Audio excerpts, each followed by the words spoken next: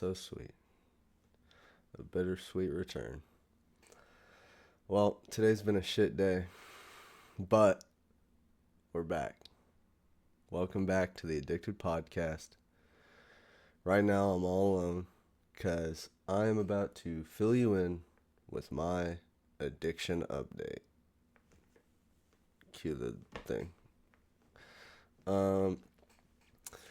Every month, so actually, I'll just give you a quick update before we go into it, since this is the beginning of the podcast. Anyways, we talked about reformatting the podcast last month, and that's why we took a month off, was to kind of make some more segments, break the podcast down into bits and pieces instead of just one long conversation where they're playing a video game and barely focusing on the podcast, or I'm sitting here trying to do a bit and they're not focused on the bit. So now I'm cutting it down into chunks, and the podcast is going to look a little different from now on. We're going to have varying segments that rotate in and out. You'll see what this episode brings, but the first update I want to do every month is the addiction update. And it may not always be me doing these, but it is a way to engage with you in a more vulnerable setting, and hopefully it will allow us to build a closer connection with the people watching. My name is Lazarus, and this is my addiction update. Okay. So the last time that we talked about my addictions, you knew I was a returning alcoholic. Clearly, I'm still stuck in that loop. Trying to get back in the gym more to get my head out of the mental clouds that keep bringing me back to alcohol and keep bringing me back to vaping, because vaping is another addiction I've been stuck with for a while now. Alcohol, I've been addicted to for probably a decade. I'm 29 years old, and that is tough to say, but I have had a deep-seated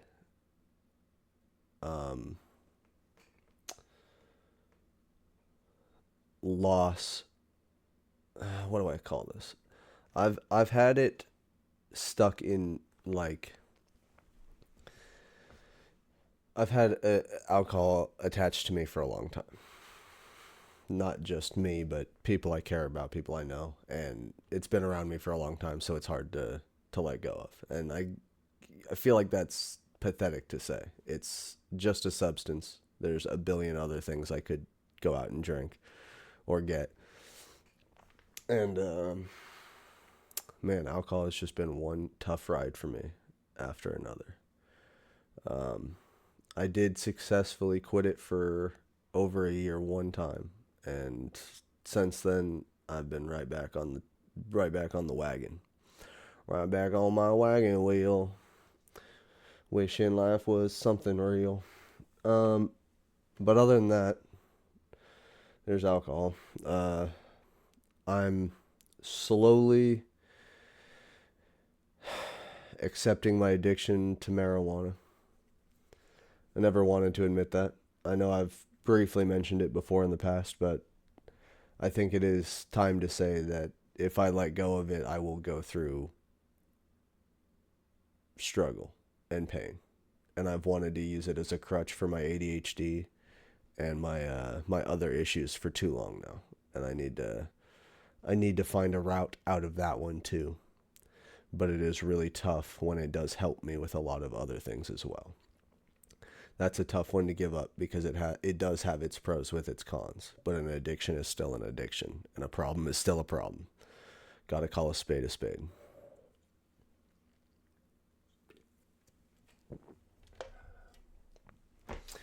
Currently addicted to porn. That's a tough one. Trying to get that out of my head, because I know people. I'm a fairly charming guy. Look at me. I'm sexy. I could go out to a bar. I can talk to people. I can make connections. I'm a fairly not terrible looking individual, so I know that like I don't need to just goon it out by myself in my room. I could search for sex, and I love sex. Who doesn't love sex? Sex is fucking fantastic. But yeah, I'm just in a very depressed loop. The seasonal depression is hitting, but I'm trying to stay positive and stay happy. Because if I let the actual sadness get to me, we will be in a much different place. Yeah. So life is cheery. Life is peachy keen. I'm sorry that this is droning on for so long. These are only supposed to be like 3-minute bits of updating you guys on the addictions and asking you guys to be vulnerable in the comments and let us know what you're struggling with. Even if it's just, even if you think it's silly, you like, we're very open here. I'm not going to judge you. My co-hosts, they might judge you because they're different people, but I will never judge you for your struggles or your addictions, because I know how hard it is to go through addiction myself. I'm just trying to make it through and manage and have a good time. So I love you guys. Thank you so much for listening to me be vulnerable for 6 minutes, and I hope you guys enjoy the next segment more than you liked this one. Much love from Les.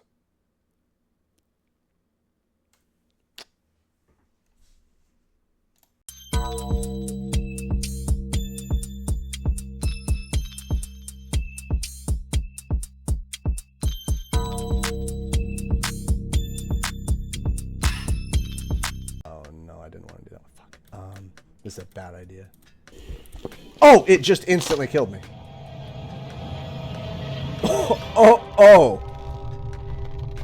Oh. What?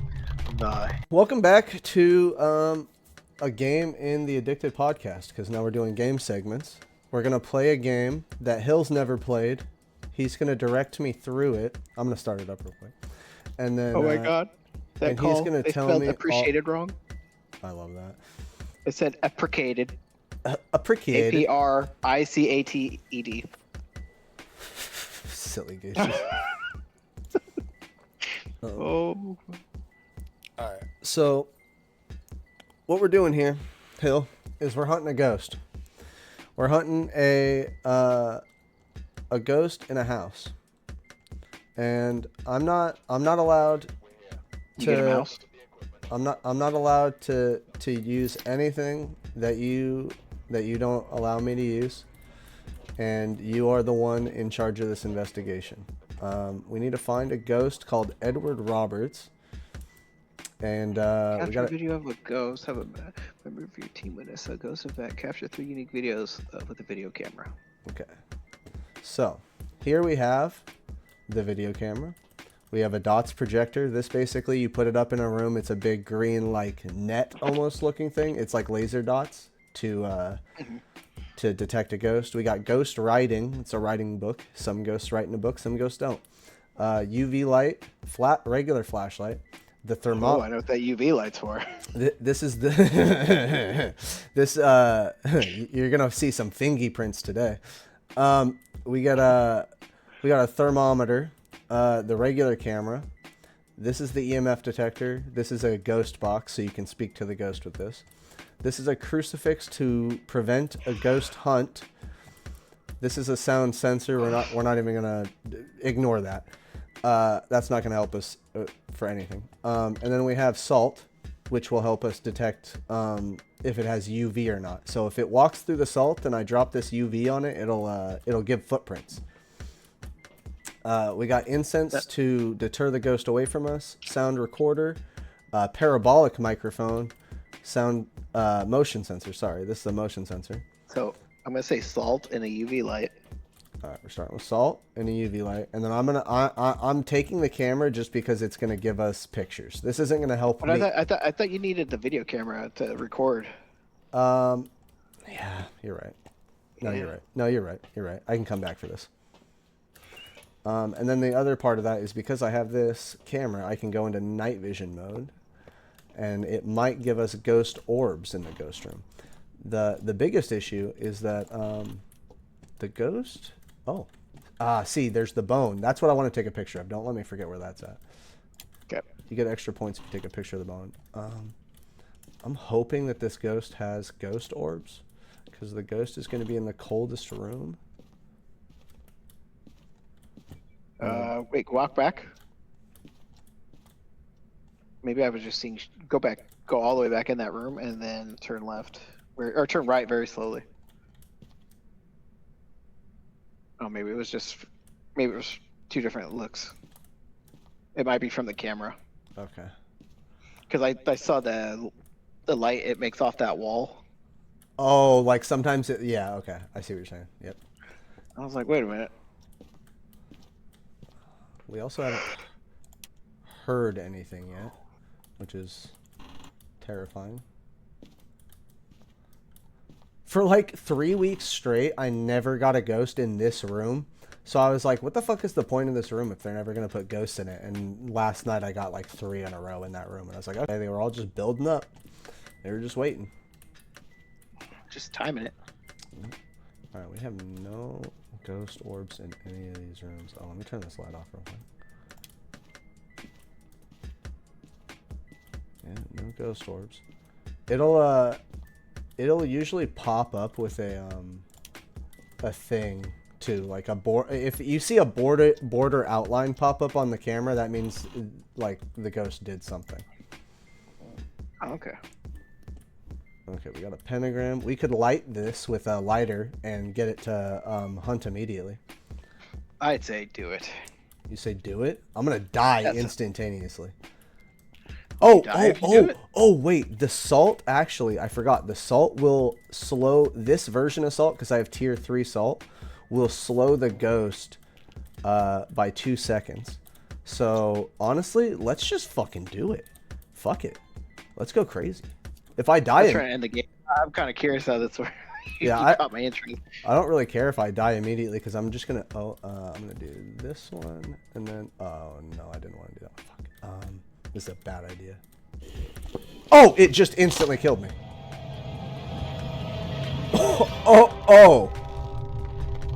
Oh. What the hell? Usually it does like a flashing effect where it like the ghost stands there for a second and you can like take a picture of it and then run away. It just spawned and murdered me. Oh, and of course it was a wraith. I'm gonna say, doesn't look like a ghost.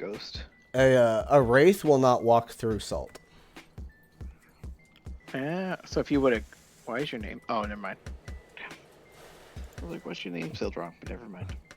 It's from a long time ago. Yeah. All right, let's. We've had this discussion. All right, we gotta at least like. We gotta find it, the room. We gotta find the ghost room. And if we get a nut here, I'll do exactly what we did last. Or wait, actually, is there another video one? No, this time it's photos. So we'll take a camera, we'll take the UV again, like you said, and the salt.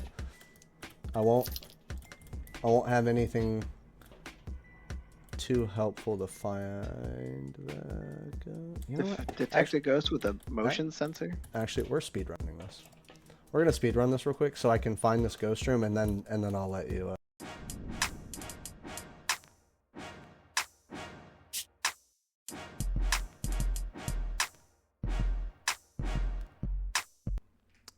And this is News with Lazarus. Recent Kaiser, Oregon news includes a shooting during a robbery on McGee, the arrest of a McNary High School student for the threat made to a Lincoln City concert, the ongoing construction of a new In-N-Out burger. Interesting. Can't get enough In-N-Out. Old marijuana case. A past marijuana case in Kaiser continues to be a subject of legal battles in court. Get the fuck over it. It's weed. It's past time we should be doing anything legal with that. Or illegal with that. Whatever you want to say. Don't care. In broader spectrum Oregon news, we have food assistance emergency. Governor Tina Kotek has declared a food emergency and directed $5 million to food banks as thousands of Oregonians face a lapse in federal SNAP due to the federal government shutdown. Where they open to begin with. Please, somebody, catch me up. Moving on. Health and Labor, approximately 700 OHSU medical professionals have voted to authorize a strike. Northwest Natural customers in Oregon will see their gas bills increase by 5.4% starting Friday. One death has been reported in Oregon due to a listeria outbreak linked to ready-to-eat pasta meals.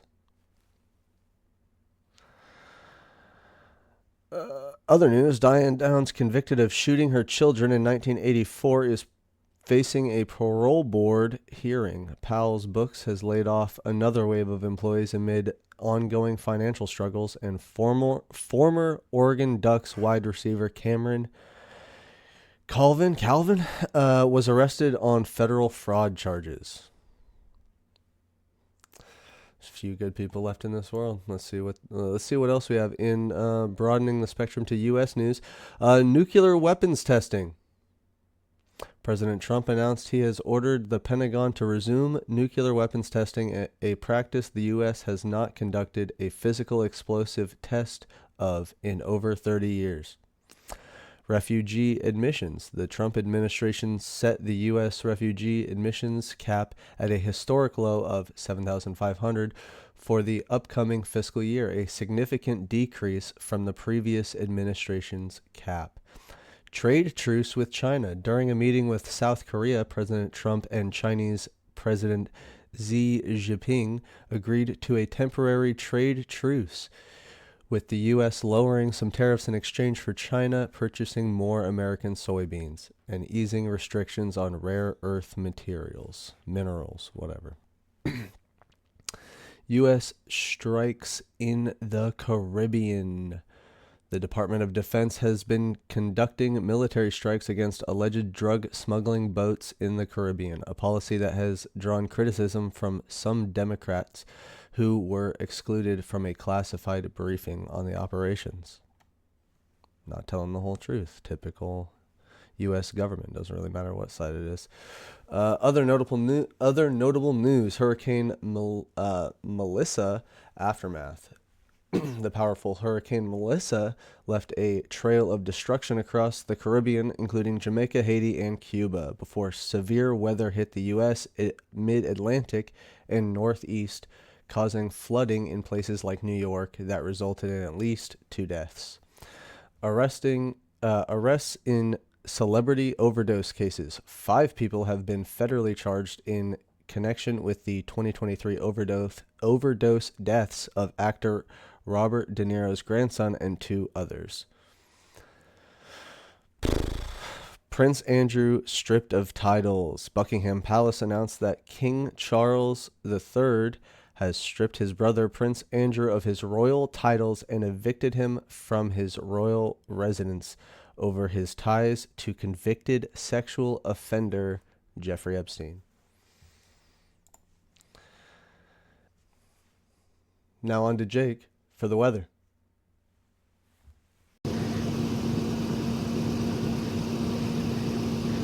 Yep, and it's still fucking cold out. Back to you, Labs.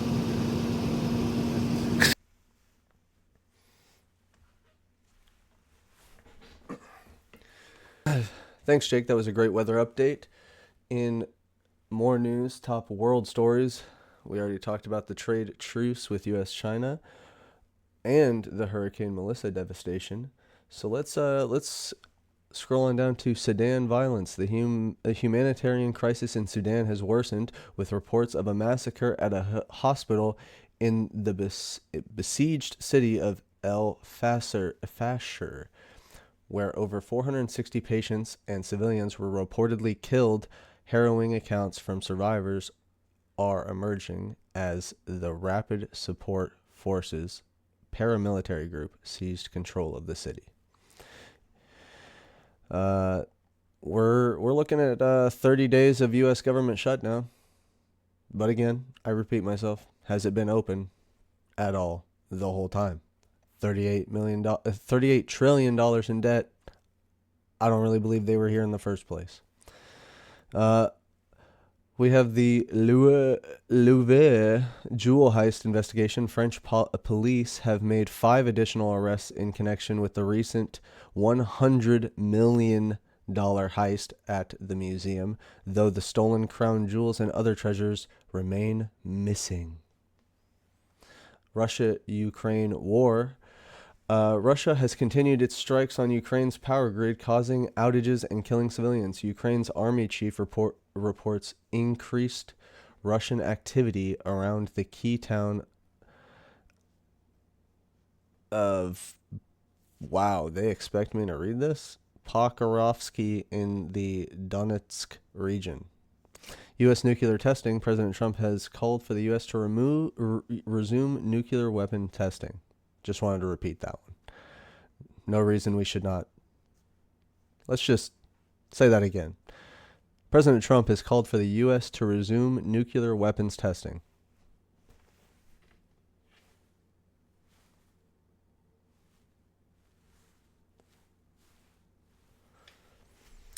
Record low U.S. refugee cap. Again, what are we doing in this world? Let's give some people some money to eat food, and let's stop trying to kill people. Is it that hard? Is that too inhuman for us to do at this point? Take care of one another.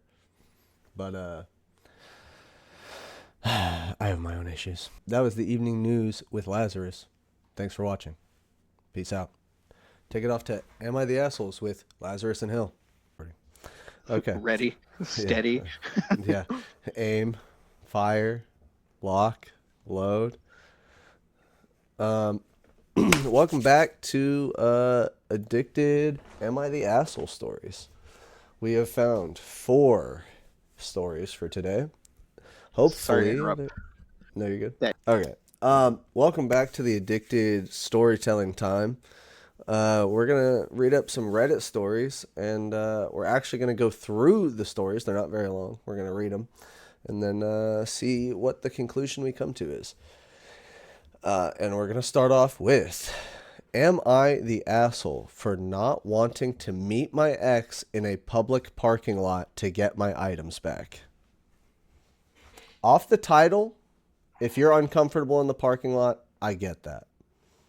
But that's the safest place to get your shit back. To me, that seems like a safe place. It's a public place. I don't see why that would be an issue. But let's hear them out. So we broke up a little over 2 weeks ago, and to spark notes a journal story, I asked for 5 minutes of time so we could talk. I was feeling there was some distance growing between us, so I just wanted a little reassurance. She then decided to break up with me, saying, "I'm sorry it's not the choice you expected when being asked for reassurance, but it's my choice to make." So flash forward, today she's asking to meet up to give me back some movies I had left at her place. But I'm still grieving and in a lot of pain. Genuinely loved this woman, so I don't want to see her at all and reopen my wounds. So I just asked if she would simply drop it off on my front porch whenever she could. And I in turn would drop anything off she would want on her front porch. She refused, saying she wasn't very comfortable with that, which I get to an extent. Safety is a very real thing, but I feel like just a quick drop off a box is not not at all that of an uncomfortable thing to do, especially if you just do it mid like Wednesday. Okay, that's a weird way to write that, but okay. So Yeah, no kidding. So I answered, I respected your choice for us to break up. I need you to respect my choice that I don't want to see you. She kind of blew up, saying, feel free to come at me in 30 days and I'll coordinate something with you. Is that a compromise you're willing to work with? To which, no, I am not. I'm not okay with compromising like that. So she just hit me with the, you have, you have compromised enough times. I'm going to block you now. Only bummer, I did leave a collector's edition of Scott Pilgrim versus the World, but movies can be easily replaced. Thanks for reading. Damn. I think that guy's the asshole. Yeah. Like, I understand, trust me, coming from a guy that has had his fucking soul shattered by people that he was obsessed with and in love with, like willing to actually take physical pain to keep this person safe, and then having unforeseen things happen, not wanting to see that person after that kind of pain, I do understand it. But there is a point where you just have to be an adult and say, I'm just going to get it done with.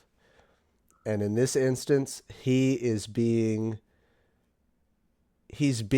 aggressive. He's being passive aggressive. She broke his heart, so now he's going to do everything in his power to make her do everything he wants. And that's not the way that should work. You broke up for a reason, and now he's only proving why they should have broke up in the first place by being an idiot and a dick. And I do think he's the asshole. Yeah, glad we're on the same page. I was with him when he's like, all right, we broke up, blah blah blah. But then as soon as he's like, well, I don't want to see you. It's like, she's not asking you for the fucking world, man.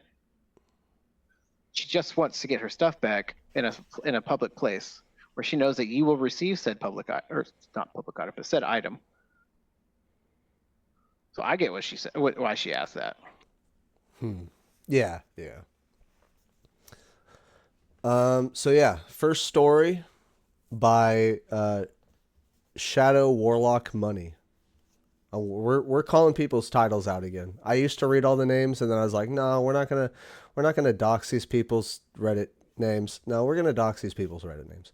Is this guy a friend? He put it on the internet. I can read it. This guy's a fan of Charlie Sheen. He's a warlock. Shadow Warlock Money. Yep. All right. I'm a fan of Charlie Sheen as the next guy, but my name's not gonna be Warlock. What the hell? Yeah, fuck no. Okay. From blah, I don't use this place. Or plaque. Am I the asshole for inviting my goth friend to hang out with my main friend group and making her uncomfortable? Well, if you know these people aren't typically around goth people and you know she's going to be uncomfortable, that's kind of a dickhead move.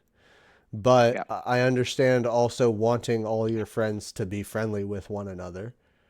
There is a part of me that does understand that. So, yeah, let's read through this. We're in our early 20s. Have a few different friend groups, but my main and oldest group is pretty casual. We usually hang out in tracksuits, hoodies, and hats. Interesting. What the hell? Everyone's got their thing. Tracksuits, hoodies, and hats for this group. Interesting. I'd say about 3/4 of my friend group is guys, and I'm a huge tomboy, so I also look very boyish. Recently, I've gotten close with a girl I'll call Luna, who's very goth, all black clothes, heavy makeup, etc. I thought it'd be nice to introduce her to my main friends. When she came over, she seemed uncomfortable right away. After everyone arrived, she looked around and said, kind of under her breath while looking around, "Oh, you are one of them." Tracksuit Mafia. I had no idea what that meant. I tried to include her, offered to get her some takeaway from the chip shop nearby. Is this like a fish and chips? Okay. They are from the UK. As soon as you said that, yeah. I'm pretty sure that this is gonna sound racist. I'm pretty sure. We could have known this was in the UK when they said they were in tracksuits, brother. Well, that's why I said tracksuit Mafia. Yeah. I get it now. Okay. As soon as you started to say that, I was like, this is the tracksuit mafia, isn't it? One of my mates said he'll walk with her too, and I said, no, it's okay, I'll do it. But she said, no, I don't want to because she didn't feel comfortable because of how we looked and that she wanted to go home. She later texted me saying she didn't realize my friends were that kind of crowd, but wouldn't explain what she meant. No one said or did anything rude. We were literally just hanging out talking about relatable stuff. I feel bad that she was uncomfortable, but I don't really understand what I did wrong. So am I the asshole for inviting her in the first place? No, because Yeah, thing is, no. she doesn't. So I'm looking at it on the perspective of she doesn't know these people. She joined to have fun, is what I'm assuming, and then come to find out, oh hey, they're like I said, tracksuit mafia. That's not for those. That kind of crowd's not for everybody. Yeah, but I mean, they think like we do, but you know, some of them are assholes. But the fact that she assumed the worst out of him is kind of a shitty thing on her part. But I don't think he's the asshole for inviting her. Yeah. Or I don't think she's the asshole for inviting her. Two girls. Oh, that's what I meant. That's Yeah. the way she described it in my brain. Yeah. But either way, No, I get don't it. think She wrote this like a dude. I'm not going to lie. This doesn't feel like women's writing. yeah, feels like something Marcel would write. Kind of, yeah. It's the way she wrote, I'm a huge tomboy, so I also look very boyish, is like, it sounds like a girl was having her brother write it. Yeah. So I get where the mix up is. No, I definitely not the asshole. You extended an olive branch and she did not accept your olives. At all. Yeah, literally. If anyone's the asshole, it's her for being that judgmental.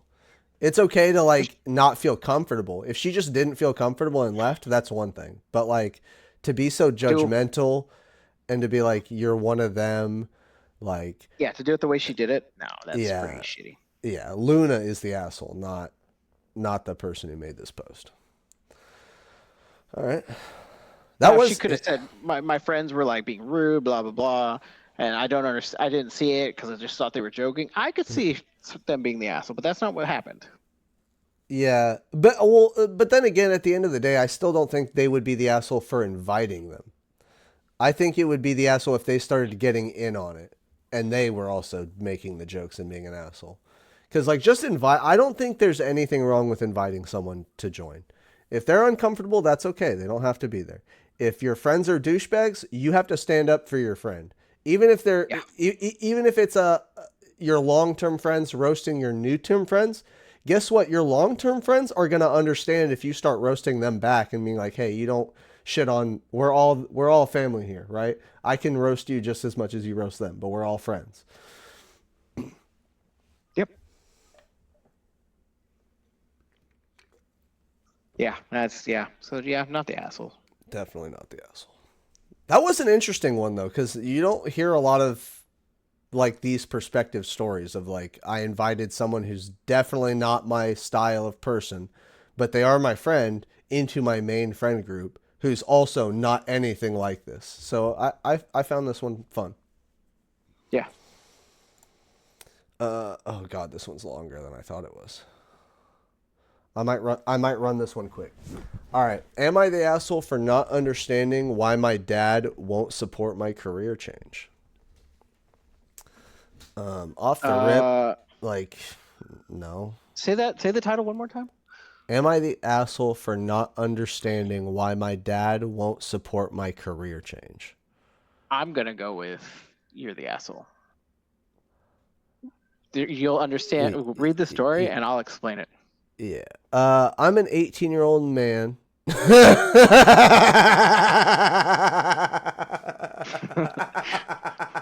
right, keep going. I'm sorry. That sentence alone cracks me up. We've all been there. I'm an 18-year-old man who graduated high school this past May. I had been doing an apprenticeship through my school's career center for general maintenance. I worked in a plastics injections molding factory for now over a year, 9 months part time, and now 7 months full time. Okay, and after that time, have decided that maintenance isn't for me. It feels like there's too much information to remember about too many things that costs too much to mess up. As in, a slight mistake can cost thousands of dollars in materials and lost parts and hours of time. As such, I talked to my mentor. We agreed that this wasn't what I had a passion for and discussed me switching to a different job within the factory. We settled on an operator on third shift. I would be one of the people who takes finished parts off the production line and packages them, and the third shift works from midnight to 8 in the morning. When I came home to tell my dad, I was met with what amounted to disappointment. Oh, when I told my dad, I was met with what amounted to disappointment, lack of faith in my career, and that apparently I can't have a life because night shift. Interesting. I tried to explain that I didn't enjoy maintenance and that this was just until I found another trade I enjoyed, or even if I decided I wanted to stick with this. I also made it very clear that my pay wouldn't change and wouldn't be any downtime during the position switch, so I wouldn't be missing out on paying my bills or car payment. There's actually more room for me to move through the hierarchy and get a better pay if I did decide to apply to another factory. It would be likely easier to find a job. Damn, this guy is writing this like he's trying to hit a word count. We're not reading this whole thing. Well, either way, he's the asshole. This is already showing that he's not going to be able to commit to any of the jobs he's going to do. This is why I said. Interesting. I see it the other way, Hill. I understand why younger people do what they do nowadays. Don't get me wrong. I do get that part. But the other thing is, in my perspective of, like, let's say all the shit, the jobs that I do, which, not as many as some people, but at the end of the day, you're still jumping jobs, you're swapping jobs, you're doing all this shit. Well, let's say the place you're working at, something happens and you could have made more money. I'm not saying this is always going to happen, because it's not. We all know this.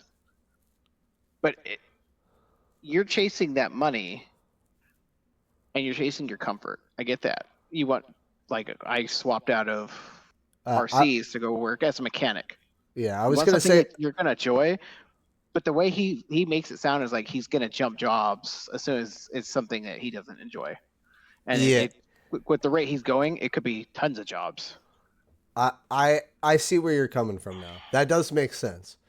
Because you're right. The way it came off to me was that he was chasing the comfort, not necessarily chasing pay or anything like that. To me, it felt like he was jumping the job for comfort, which I do fully agree with. Sometimes you're not good at what you do, and people need to understand if you're not good at what you do, do something else. I respect delusion. That delusion is what got me. Yeah. I can go to another factory with no issues. No, because factories are going to see that, oh, you're not as committed. Can we trust you? Yeah. Well. So what he was saying is that he can get a job in the same factory, and if he wanted to change factories, it would be easier based on the job he's getting, not on the maintenance one. Yes and no. Depends. Yeah, exactly. Yes and no. It depends on, like, if the company actually wants what you're looking for, and it also depends on, like, what your actual skill in that position is, because, like, you may not still dealing with old heads that are like, oh, hey, I see a lack of commitment, can I trust this kid? Do I even want to take the chance with this kid? And people don't understand that. Yeah. It's still a time where the old folks are still in certain positions, and it doesn't look good to them when you're just jumping around. I understand why people doing it. Don't get me wrong. Yeah, and these factory positions are the main epicenter of the old heads. Like, they control that environment. They have their ecosystem of like managers, like people, like their upper heads at these factories are probably legitimately friends with upper heads at other factories, and they like go play golf and shit. So if you're a bad employee, everyone else is gonna know. Yeah. So like the thing I respect him for is the way he put in the way he said that it feels like it's too much information for him to remember, and too many things that cost a lot for him to fuck up. I respect that he had that foresight. Of course, it's a concern to me. It's like, dude, I do shit that I don't understand without having to worry, and you. But at the other hand, shit you're doing is gonna save a life. You're working in a factory, homie. Exactly. On the other hand, you have to accept reality and go, guess what? Mistakes happen. Whether you fuck it up or not, mistakes happen. So you just got to like have the confidence that you're good at your job. But I mean, I like, didn't get training for my job. I just kind of guessed half the time. I don't think he's an asshole. I don't think either one of them is an asshole. I just think that he needs to be more committed into what he's doing. Because you're right. At that young of an age, like, there are consequences to not being committed. I'm a living example of it. I didn't work that long in automotive. So if I went back to try to find a job in automotive right now, it would be a lot harder for me. But you still got the courses done, though. Yeah, like I have the college, I have all that, and I did work in actual automotive, but like at the end of the day, I haven't worked in automotive for like probably over 5 years now, 6 years now. So it would be incredibly hard for me to get that job again. If I had stuck with the commitment and the like kept my head to the grindstone regardless of all the things I saw, which literally kind of the way he said it felt very similar to my situation of like, it felt like I was going to fuck up things that cost too much money. I started letting the anxiety get to me. But like, I understand your point too of like, you need to have the confidence and just do the job. You've already gone through this much struggle. You did the apprenticeship for over a year. You worked there for fucking 9 months, and then you worked there for 7 months. In my opinion, if you weren't going to work there and you knew it wasn't the job for you, you should have known that after 6 months. But you sat there for over a year. Keep going. Because I have a feeling his dad helped pull some strings to get him the job.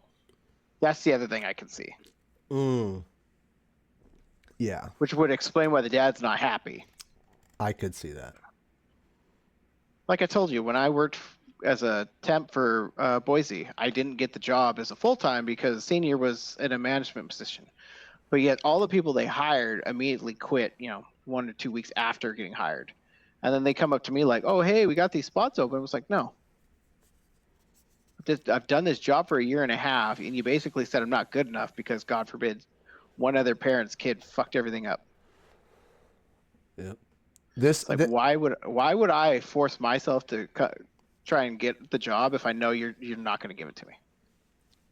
This first comment is basically very similar to your original sentiment that you said.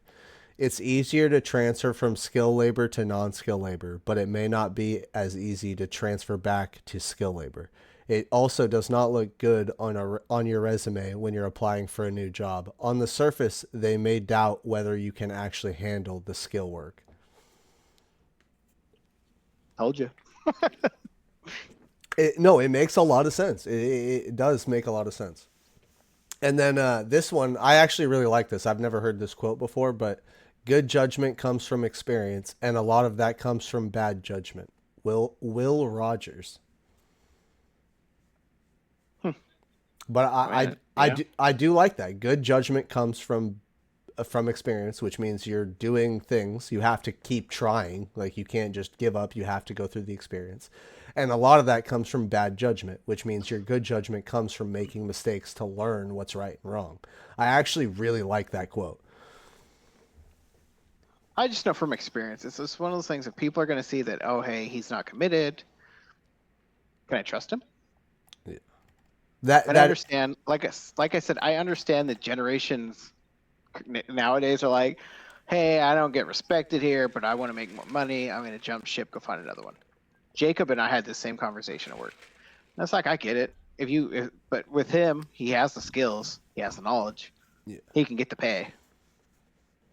And some of these other young kids, it's like, you got to get some of the knowledge before you just jump out. Yep.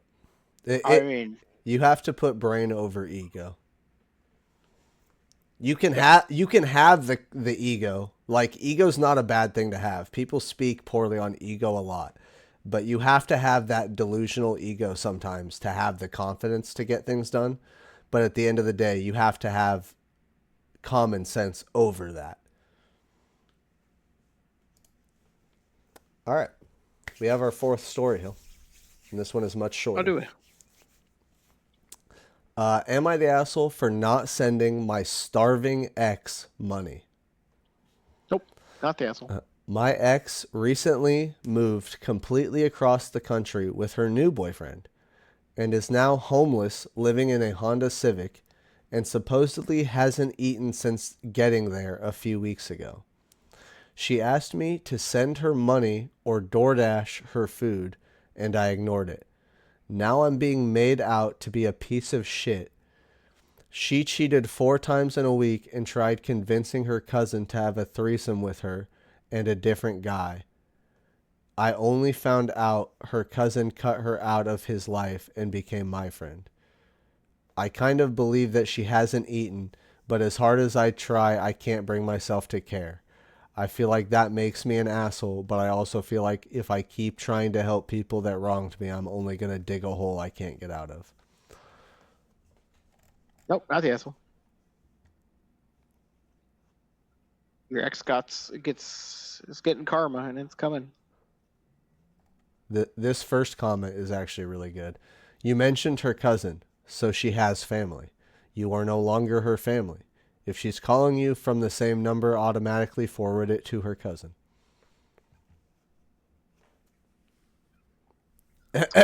Yeah. Not the asshole. She is your ex for a reason. You owe her nothing. Exactly. Like, I mean, with all the shit between me and my ex, I mean, we're still good friends. Yeah, like, and that's what's weird is, like, sometimes it works. Sometimes you can break up with people and stay friends, and that's totally fine. I have plenty of those. I feel like this is going to sound weird, and I'm probably going to cut this, but most of my female friends I have slept with or been in relationships with for some time or another, and it just doesn't work in that capacity, and that's okay. But you don't have to, like, turn people into the villain because there wasn't a romantic connection. Yeah. It's crazy work. Well, thank you for doing Am I the Assholes with me. Sorry Marcel wouldn't join us. Maybe next week he will. I doubt it, but, I doubt it. Maybe he will. We talked about this. Commitment issues. Wait, did I say next week? I meant next month. And guess what? He still probably won't show up. No, I'm kidding. I think for... All right. That was the first monthly episode of the Addicted Podcast. It's a little chunky. I just kind of finished it up. I'm going to do a little tweaks before we release it. But I want to thank you guys, anyone that actually watched part of this. If you even made it through all of it, super thank you. I appreciate all the support we get for the projects we put out. I know this is a new thing and it's going to be a little weird only getting an episode once a month, but I'm hoping that doing these segmented shows will bring a bigger audience in, because we're some dope people and we do have some fun things we can do for you. We just gotta get there first. So thank you again for watching all this, and I love you. Much love from Les. Peace. Oh, and don't forget, roll the outro music.